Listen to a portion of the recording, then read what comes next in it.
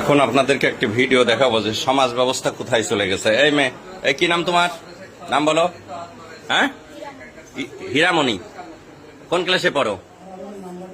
আচ্ছা, তুমি কাকে ভালোবাসো? হ্যাঁ, কি নাম? এই মিনাজুল কোনটা? এই দেখো নায়ক। এই টাকা, এদিক টাকা টাকা টাকা। তুই কি করিস? ওয়েল্ডিং এর কাজ করিস। আর তুমি পড়ো কোন ক্লাসে? বেনাপোল মাধ্যমিক বিদ্যালয়ে, তাই না? ক্লাস 6-এ। এই তুমি তুমি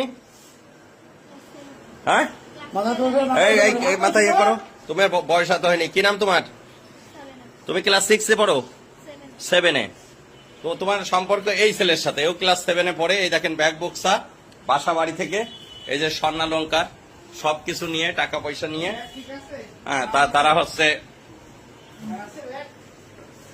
টাকা পয়সা স্বর্ণালঙ্কার সব নিয়ে বাড়িতে বেতনা এক্সপ্রেসে তারা চলে যাচ্ছিল। বেতনা এক্সপ্রেসের আমাদের এই যে জয়নুল ভাই, তার কাছে টিটিরা সবাই সোপর্দ করেছে। পরে আমার বাড়িতে নিয়ে আসছে, এখন প্রয়োজনীয় ব্যবস্থা গ্রহণ করা হবে। ছবিটা একটু করে ধরো একবার সবাই। এটা অবশ্যই অভিভাবকরা এই মুহূর্তে আসবে। অভিভাবকদের আসার পরেই আমরা আইনগত ব্যবস্থা যেটা হয়।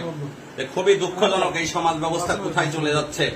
সন্তান আমারও আছে, আপনারও আছে। সন্তানদের প্রতি আসলে অভিভাবকদের খেয়াল রাখার পরেও সম্ভব হয়ে ওঠে না সবার। ওই একটা মেয়ের বাবা থাকে বিদেশ, আর এটা ক্লাস 7-এ পড়ে, তারা একই স্কুলে পড়ে, আর একটা ওয়েল্ডিং এর কাজ করে, খুবই অল্প বয়স্ক, যেটা মানে ভাবা যায় না। তারা অলরেডি বাড়ি থেকে পালায়ে তারা হচ্ছে এখন চলে যাচ্ছে। কোথায় ওর উদ্দেশ্য ছিল? কোথায়? এই খুলনা। কোথায় খুলনায় যায়? কি উদ্দেশ্য ছিল বল দিনি? কি পরিকল্পনা করেছিলি বল, কথা বল। কি পরিকল্পনা করছিলি? কি পরিকল্পনা করছিলি? যাই কি বাসা ভাড়া নিয়ে থাকবে এরকম একটা চিন্তা ভাবনা? তো বিয়ে হয়? তোদের বয়স হয়েছে, বিয়ে হইতো? বল। অযথা তো পুলিশকে তোরা হয়রানি করতি। যাই হোক ভিউয়ার্স, এই হচ্ছে সমাজের অধঃপতন।